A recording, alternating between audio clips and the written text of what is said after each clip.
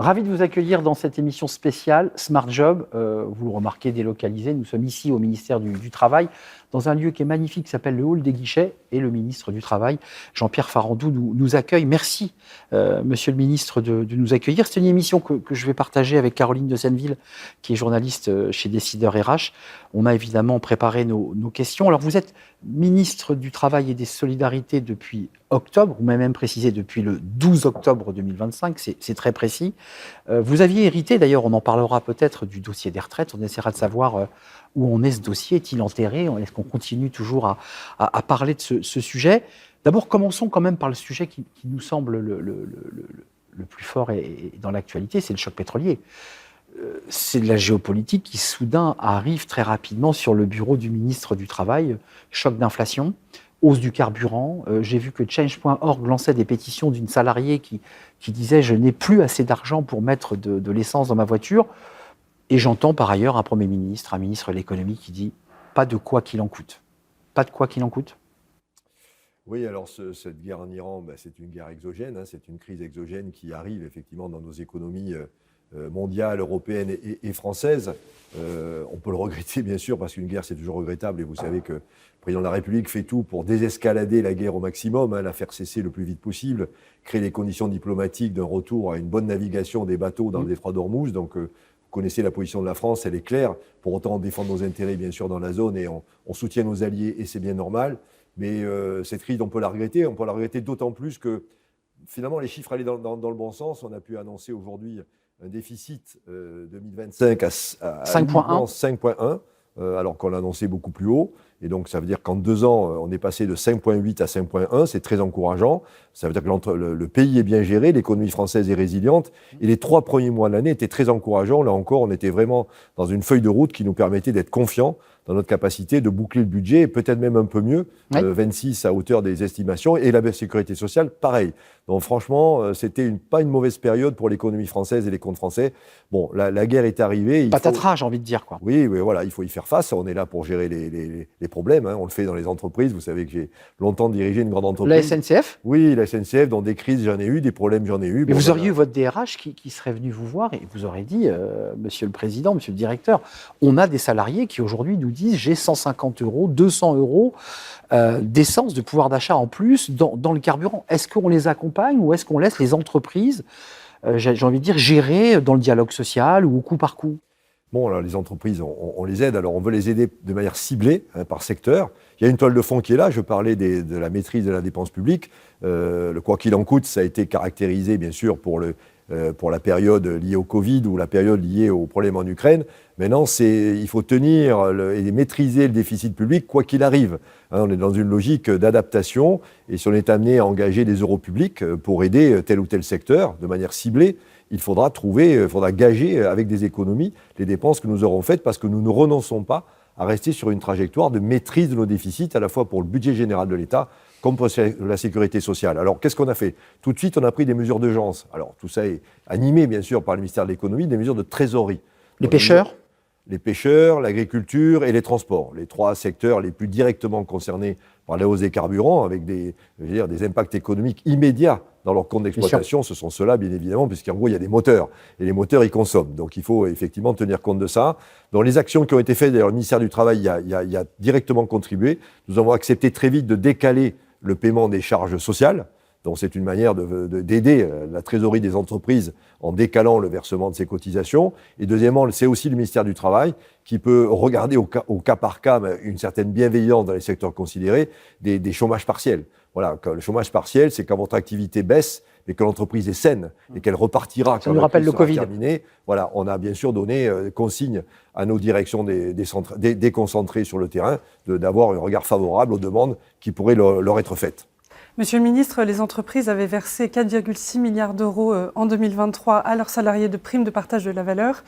Ça a diminué en 2025, on est tombé à 2,9 milliards. Est-ce que c'est une solution pour soutenir le pouvoir d'achat des salariés?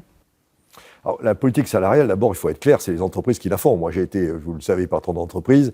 Les fameuses négociations annuelles obligatoires, c'est entreprise par entreprise, secteur par secteur. Les situations économiques ne sont pas les mêmes. Pour qu'il y ait partage de la valeur, il faut qu'il y ait création de valeur. Voilà, donc c'est un principe qui est très sain. Je l'ai appliqué moi-même quand j'étais à la SNCF. Donc, on a vraiment développé des formules d'intéressement, des formules de primes, partage de la valeur. Je crois que c'est très apprécié par les salariés. Surtout dans ce contexte. Surtout dans ce contexte, voilà. Donc, forcément, au total et en macro, les chiffres que vous citez sont macro, ça peut refléter aussi la capacité globale des entreprises françaises à créer de la valeur. C'est plus compliqué en période de crise. Ce qui caractérise aussi l'année fin 25, début 26, c'est cet étau dans lequel nous sommes, pas que nous, toute l'Europe. D'un côté, les Américains qui refusent qu'on exporte chez eux avec des tarifs douaniers très élevés, et de l'autre côté, de manière symétrique et un peu agressive, les Chinois qui veulent inonder nos marchés français de production et de biens à très bas coût. Voilà, dans ce contexte-là, il faut être résilient. Nous le sommes d'ailleurs. Hein. Les chiffres du chômage tiennent pas mal, l'emploi des jeunes tient pas mal. Qui a légèrement progressé tout de même, le chômage. Petite progression, mais qui n'est pas une catastrophe. Franchement, l'économie est résiliente et on le voit d'ailleurs dans les chiffres que j'ai annoncés. Quand on voit la maîtrise des déficits publics, ça veut dire quand même que l'économie française se porte pas si mal. On voit quand même que la stratégie, et même dans votre discours, on l'entend. Et on l'entend d'ailleurs de la voix de plusieurs ministres du gouvernement, la stratégie, c'est de réduire nos déficits. Vous évoquez les bons résultats et les bons chiffres, 5,1. On est sur la bonne voie, mais c'est au prix, évidemment, d'un certain nombre de coups de rabot, pour utiliser ce mot qu'on entend souvent. Coups de rabot, réduction des aides à l'alternance, coups de rabot sur le CPF. Est-ce que ça, vous l'assumez? Vous dites c'est aussi notre volonté de réduire ces déficits, et cela passe par ces mesures qui ont été, vous l'avez entendu et lu, critiquées par les grandes entreprises de formation, par les organismes qui ont dit on est en difficulté. Quel est votre sentiment sur ces critiques, justement? Ces critiques, je les entends, mais il faut reprendre la toile de fond. Donc, on l'a dit, maîtrise des déficits publics. Maîtrise, ça veut dire réduction. Hein. S'inscrire dans une trajectoire. Nous n'avons pas renoncé à réduire le déficit du pays à 3% à horizon 2029. C'est l'engagement qu'on a pris devant la Commission européenne, il faut le tenir. Entre parenthèses d'ailleurs, pourquoi on est en difficulté aujourd'hui pour dépenser de l'argent, c'est qu'on est trop endetté. Quand un ménage est très endetté, si la machine à laver casse, c'est compliqué d'avoir un crédit à la consommation. C'est un peu le cas du pays. Comme on est très endetté, on n'a plus de marge de manœuvre, et ce qui est peut-être le cas pour l'Allemagne, qui a un niveau de dette bien inférieur au nôtre. C'est pour ça qu'il est essentiel d'arriver à réduire le niveau d'endettement de notre pays. Voilà. Et le fameux 3%, c'est ce qui fait qu'on ne produit plus de dette. Hein. Donc c'est pour ça que ce cap est très important. Ceci étant posé, on souhaite par ailleurs, au nom de la souveraineté de notre pays et dans l'environnement géopolitique que vous avez rappelé, avoir plus de moyens dans la défense. C'est essentiel que l'armée française dispose de moyens, des équipements, des hommes, et de recrutement. Et de recrutement. Le recrutement dont on parlera derrière. Et d'ailleurs, le ministère du Travail va y contribuer à trouver les salariés. Donc, comme on fait un effort pour les armées, c'est plus de 6 milliards d'euros dans le budget 26 pour donner plus de moyens à nos armées, et qu'au même moment, on veut réduire le déficit, forcément, il y a de la gestion et il y a de l'ajustement dans tous les autres postes, y compris les nôtres. Par contre, ce que je voudrais dire, c'est que moi, j'ai tenu à ce qu'on ne casse pas la politique de l'apprentissage. On l'a réduit, c'est vrai. On était monté très haut. On était monté à 16 milliards d'euros en 2024. On fait un plateau autour de 14,5, 15. Oui. C'est quand même très raisonnable. Il y a un effet d'aubaine, certains ont dit. Je parle du secteur tertiaire. Parlons du secteur tertiaire, parce qu'on parle des métiers manuels, mais le tertiaire a beaucoup utilisé l'alternance. Certains ont dit qu'il y a eu un effet d'aubaine. Il y a en partie un effet d'aubaine sur lequel il faut revenir. Il y a même de la fraude caractérisée. Nous avons fermé un CFA, un centre de formation des apprentis en région parisienne. Tout à fait. Gaspillé l'argent public au détriment des jeunes. Donc il faut aussi savoir le faire. Et c'est pour ça que je pense que l'ajustement que nous avons mis en place, qui préserve déjà toutes les petites entreprises, et elles sont nombreuses. Elles font beaucoup recours à l'apprentissage et tous les métiers de base, j'allais dire. C'est vrai, c'est du côté peut-être des grandes entreprises et des hauts diplômes qu'on a ajusté, mais je pense qu'il y a de la place à l'ajustement, il y a de la lutte contre la fraude, il y a de la meilleure efficacité de l'argent public, donc je le redis, il y aura toujours énormément d'apprentis. Je m'attends à un nombre d'apprentis autour de 750 000, pas loin de 800 000 apprentis. Qui reste un très bon chiffre. Qui reste un excellent chiffre. On a démarré à 300 000 dans les années 2017. Vous avez répondu brièvement à la question, parce que vous l'avez intégré dans votre réponse, sur l'idée que le chômage progressait peu et que vous étiez confiant. Vous êtes un ministre du Travail confiant. Je rappelle que France Travail est sous votre tutelle. Confiant sur le chômage ou le dérapage du chômage, parce qu'on est dans un contexte aujourd'hui extrêmement fragile. Oui, alors c'est pareil, je vais vous parler avant l'Iran. L'Iran, on ne sait pas trop. On gère au jour le jour, à la semaine. Bon, avant l'Iran, j'étais confiant. D'ailleurs, pourquoi j'étais confiant? Les prévisionnistes le disaient, indépendants. En gros, on avait un chômage qui était très bas, qui était descendu à 7,4%. Il n'y a eu que 6 fois en 40 ans un taux de chômage inférieur à 8%. Donc quand on est à 7, 7,5, c'est très bien pour la France. On a fini l'année à 7,8, 7,9. Il y avait peut-être un petit peu d'effet d'hystérésis au SE, on aurait peut-être dépassé les 8, mais à peine. Et au second semestre, on le voit bien, avec une croissance qui se pensait très bien, on allait à nouveau terminer l'année autour de 7,5. Donc au fond, j'étais globalement pas inquiet, en masse. Alors une fois qu'on a dit ça, il y a des secteurs qui vont bien et d'autres qui vont moins bien. Et le boulot de France Travail, c'est justement d'accompagner des salariés en transition, des secteurs qui vont pas bien, et les amener vers les secteurs qui vont bien. Voilà. Donc ça, c'est pour ça que globalement, oui, j'avais confiance dans la résilience de notre économie. Après, ce qui se passe en Iran et ses conséquences, je suis plus humble parce qu'on pilote au jour le jour, à la semaine, on verra bien où ça nous amène. On a voulu faire un focus sur les arrêts maladie, d'abord parce que Sébastien Lecornu avait convoqué plusieurs ministres, vous en faisiez partie, en vous disant il faut agir maintenant très concrètement sur ce sujet. Vous l'avez fait la semaine dernière, vous avez reçu tous les acteurs, notamment les acteurs de la sécurité sociale. Les arrêts maladie, Caroline, ce sont des chiffres colossaux quand même. Hein. Oui, en réalité, l'absentisme au travail coûterait au moins 108 milliards d'euros par an, selon plusieurs économistes, dont Laurent Capelletti, à cause de ces fameux coûts cachés, la baisse d'activité, les coûts liés au recrutement. Derrière ces arrêts, il y a des arrêts de personnes en difficulté, en souffrance, et des arrêts de complaisance. Comment on accompagne les salariés en difficulté et comment on lutte contre ces abus ? Oui, moi j'aime bien le terme d'absence au travail. C'est un peu plus neutre, il n'y a pas de projection, d'intention quelconque, mais c'est une réalité des absences au travail qui ont deux effets qui se cumulent. Des organisations des entreprises qui ne savent pas s'ils peuvent compter sur une équipe, une personne, et qui sont obligés de se réajuster au dernier moment. Et ça peut entraîner des conséquences sur la production des biens et des services pour les clients. Et deuxièmement, effectivement, impact sur les comptes de la sécurité sociale. Il y a une dérive importante qui coûte de l'argent et qui contribue au fameux déficit de la sécurité sociale. En fait, les arrêts courts, ça coûte pas trop cher, mais ça désorganise beaucoup. Les arrêts longs, ça désorganise moins parce qu'on finit par remplacer la personne.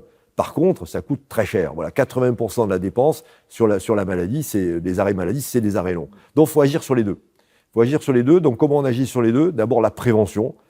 Parce que la plupart des gens malades sont vraiment malades. Voilà, il peut y avoir quelques abus, j'y reviendrai, oui. Mais c'est quand même une minorité. Elle existe, il faut y faire attention. Les arrêts maladie de complaisance, monsieur le ministre, qui sont, on le sait, on achète des arrêts maladie sur Internet, par exemple. Oui, mais ça existe, il faut lutter contre ça. Bon, déjà, la prévention, c'est quand même la meilleure des réponses. Alors la prévention, les entreprises peuvent jouer aussi un rôle dans la prévention sur les maladies professionnelles, parce que ça existe aussi, les accidents du travail. Et d'ailleurs, on travaille beaucoup avec les entreprises, les organisations patronales, et on va renforcer encore notre prévention avec un nouveau risque qui n'est pas facile à attraper. Ce sont les risques psychosociaux, la santé mentale, qui on ne sait pas trop si ça démarre dans la vie privée ou dans l'entreprise, tout ça se mélange. Et c'est vrai que c'est en train de monter et c'est pas facile à réguler parce que c'est moins visible qu'une jambe cassée ou qu'une entorse de la cheville. Et voilà. C'est à l'origine de beaucoup d'arrêts maladie de longue durée. Il y a des courtes durées. Burn-out. La longue durée, comment est-ce qu'on veut faire ? On veut d'abord raccourcir les délais de la longue durée. Et je pense qu'à la fois sur des problèmes de santé mentale, quand on les prend assez tôt, des débuts de dépression, on peut, j'espère, guérir les gens en quelques semaines ou quelques mois, et pas en années.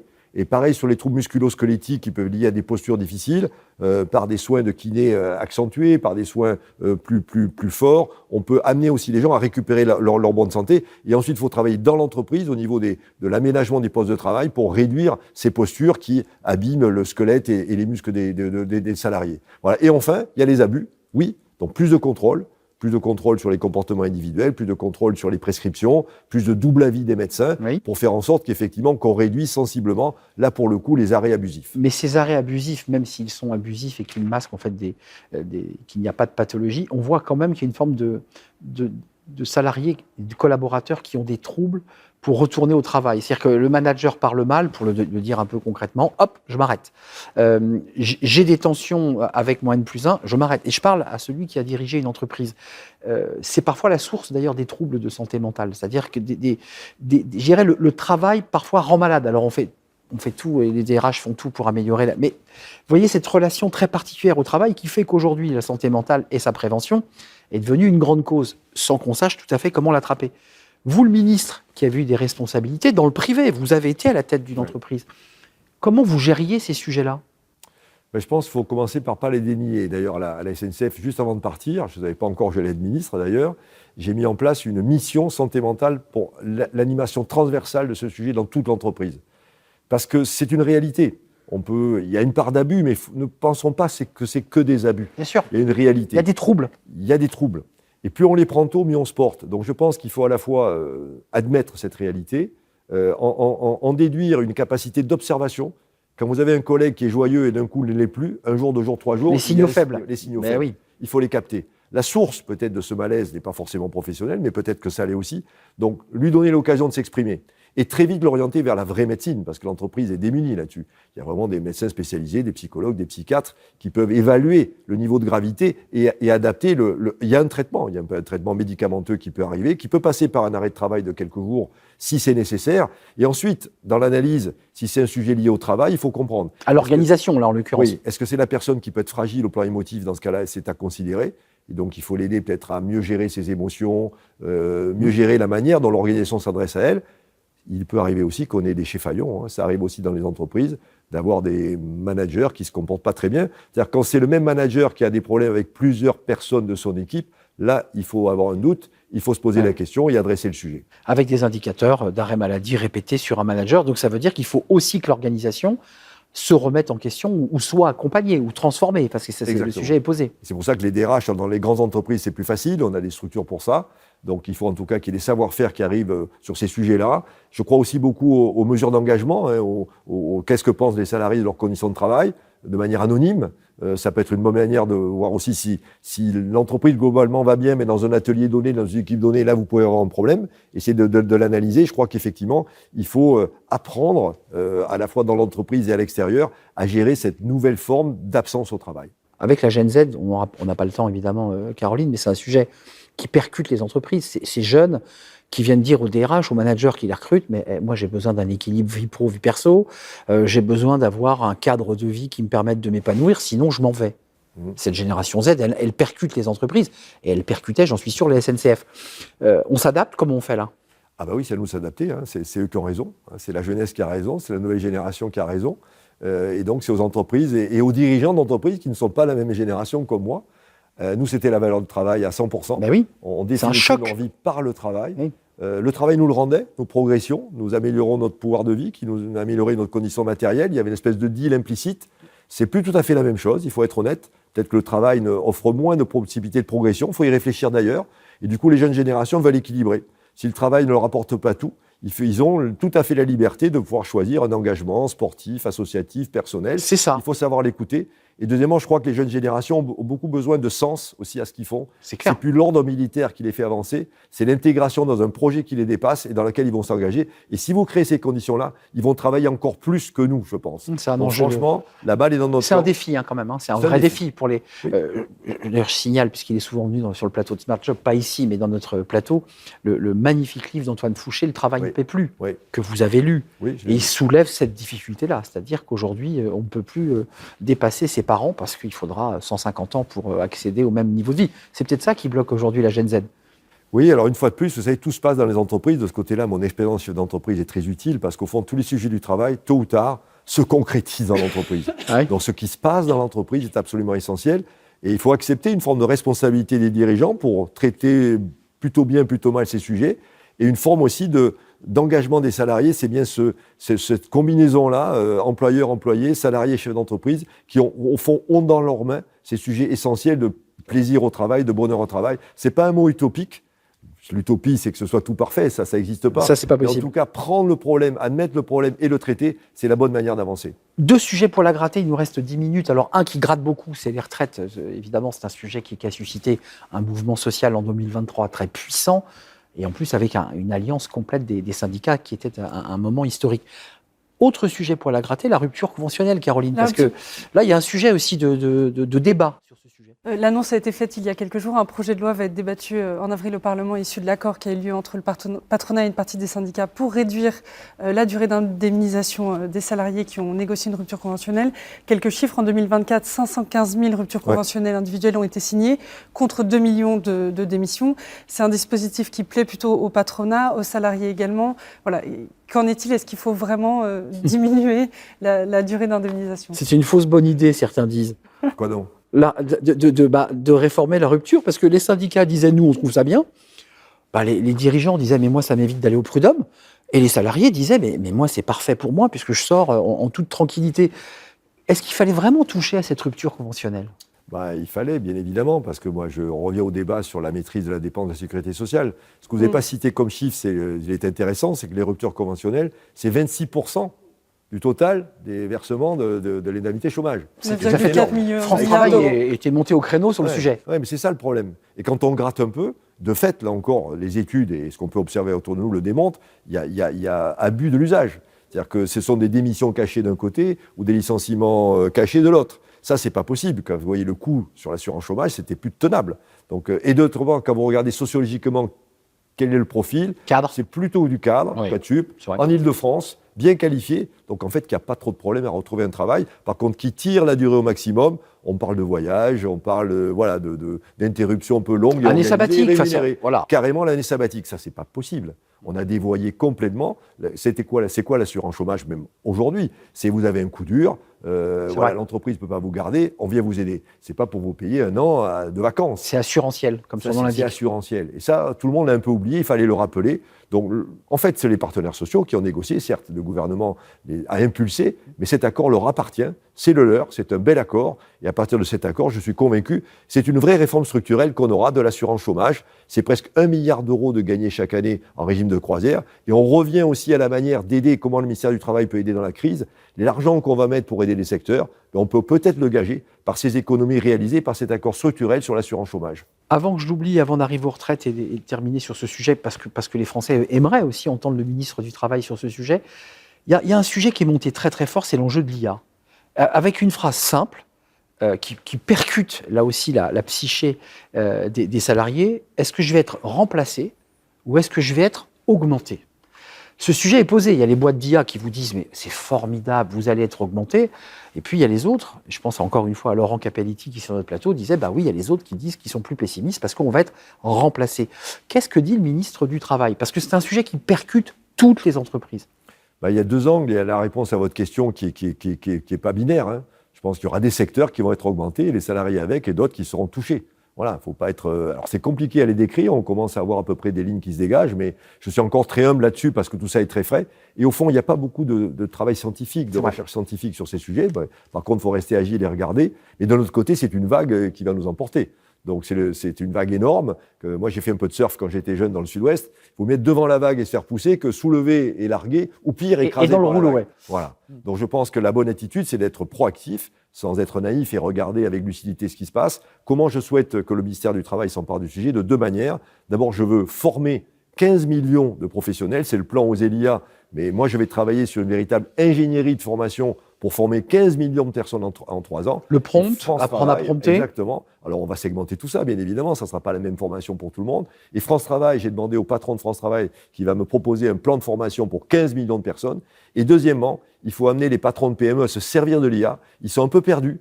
Et moi, je rêve d'espèce de capacité de consulting, que le France Travail, avec les chambres de commerce, pourrait faire ça partout dans le territoire. Les grandes entreprises, elles vont s'en sortir toutes seules, elles n'ont pas besoin de nous. Mais les PME, il faut les aider à avoir les usages professionnels qu'ils peuvent en faire. Vous couplez avec la formation, et là, vous êtes devant la vague, vous n'êtes pas derrière. 15 millions de salariés, c'est un plan colossal. C'est un plan qu'on n'a jamais fait en France. Terminons, parce que c'est un sujet qui a occupé l'actualité. Alors là, aujourd'hui, c'est la crise géopolitique, c'est la guerre en Iran, mais on se souvient, et on l'a en tête, la réforme des retraites, la crispation des syndicats, les syndicats dans la rue. Vous avez hérité de ce dossier. Dès le 12 octobre, vous saviez que vous aviez à gérer. On en est où de ce dossier retraite? Alors, en deux mots, mon analyse personnelle, pourquoi ça a coincé? Ça a coincé 2 fois quand même, ces dernières années. Oui. On a failli avoir une réforme dite par points universelle, fin 19, début 2020. Celle d'Édouard Philippe? Celle d'Édouard Philippe, oui. On a failli l'avoir. S'il n'y avait pas le Covid, on l'avait. Hein. C'est vrai. Bon, le Covid est arrivé, là, fait de jeu, comme on dit, tout s'est arrêté. Hop. C'est reparti plus classiquement avec une réforme du retraite par répartition. En gros, il fallait travailler davantage, avec un accompagnement, carrière longue, etc. Mais bon. Là, on est sur 64 ans, là. Hein. Et au fond, pourquoi ça n'a pas marché? C'est ma conviction, et c'est pour ça que j'ai lancé d'ailleurs une grande conférence sociale emploi, travail, retraite, parce qu'on n'a pas assez parlé de travail. On n'a pas répondu à la question pourquoi autant de salariés en France, c'est un peu franco-français, arrivent en ayant ras-le-bol à 61, 62 ans. Et pourquoi l'idée de faire 2 ans de plus est-elle autant difficile à accepter pour eux? Ça, c'est une bonne question. Notre modèle est en panne. On se souvient de Jospin qui, en 99, on pense à Lionel Jospin qui nous a quittés il y a peu, qui disait « le modèle n'est pas tenable », il le disait en 99. notre modèle n'est pas tenable. Ah, le modèle n'est pas tenable. C'est pour ça qu'il faut trouver une solution. Voilà. Donc c'est pour ça qu'il faut travailler là-dessus. Après, si on est factuel, donc le Premier ministre, avec l'accord du Président de la République, a décidé la suspension, en tout cas de proposer au Parlement de voter ou pas la suspension de la réforme des retraites. Il l'a voté. Donc la réforme est suspendue. Et si rien ne se passe, elle redémarre au 1er janvier 2028. Voilà. Ça, on le sait. Qu'est-ce qui pourrait se passer? Il faut une nouvelle loi. Cette nouvelle loi, elle peut ressortir du débat démocratique qui va intervenir l'an prochain, campagne présidentielle. Il y a déjà au moins un candidat qui a dit qu'il voulait proposer des choses sur la retraite, législative derrière, éventuellement nouvelle loi. Si la nouvelle loi, elle s'imposera, et la démocratie l'aura décidé, le peuple français l'aura décidé de manière démocratique, s'il n'y a pas de nouvelle loi, celle d'avant redémarre au 1er janvier 2028. Merci, Monsieur le Ministre. Je voudrais vous poser la question, vous qui venez du privé et qui aviez cette culture du dialogue social, on sait que le dialogue social à la SNCF est un élément clé, pivot. Est-ce que vous êtes un ministre heureux, vous qui arrivez d'un autre monde que l'univers politique? Oui, je suis un ministre heureux, sans dire la difficulté, pas béat. Hein. Heureux. Heureux, mais pas béat. Épanoui. Épanoui, oui, en tout cas au travail. Et conscient que je peux amener, moi et mon équipe, des réponses aux questions que se pose le pays. On a parlé de fraude, on a parlé de rupture conventionnelle, on va travailler sur une allocation de solidarité unifiée, donc des réponses très concrètes par des lois. Il faut réussir à avoir les majorités au Parlement. Je travaille sur l'emploi des jeunes, je travaille sur l'emploi des seniors, je crée les conditions d'une réforme de retraite peut-être plus moderne. Je suis heureux parce que je suis utile. C'est pour ça que j'ai choisi d'ailleurs de m'engager dans ce gouvernement, dans ce moment-là du pays, très particulier. Je préfère être, si on prend une métaphore sportive, je suis sur la pelouse en crampons et en short. Je ne suis pas spectateur dans les bancs. C'est plus facile d'être spectateur et commentateur. Je suis joueur. Je réussis des actions de rugby. Ouais. Je marque des essais, j'en prends quelques-uns. Voilà, je me débrouille avec le ballon. Mais je suis acteur, j'espère, au service du pays et au service de l'intérêt général pour toutes les Françaises et les Français. Un grand merci, Monsieur le Ministre, de nous avoir reçus ici dans votre ministère pour une émission spéciale où on a pu balayer en toute liberté tous les sujets liés au travail. Merci de nous avoir accueillis. Merci à vous, chère Caroline, de Décideur RH. Et puis je vous dis à très bientôt. Peut-être cette fois-ci, on aura le plaisir de vous inviter sur notre plateau. Merci, Monsieur le Ministre. C'était un plaisir de partager cette interview avec vous. Merci beaucoup, et peut-être à bientôt alors. À très très bientôt. Merci à vous. Et puis évidemment, à très bientôt dans notre studio pour un nouveau numéro de Smart Job.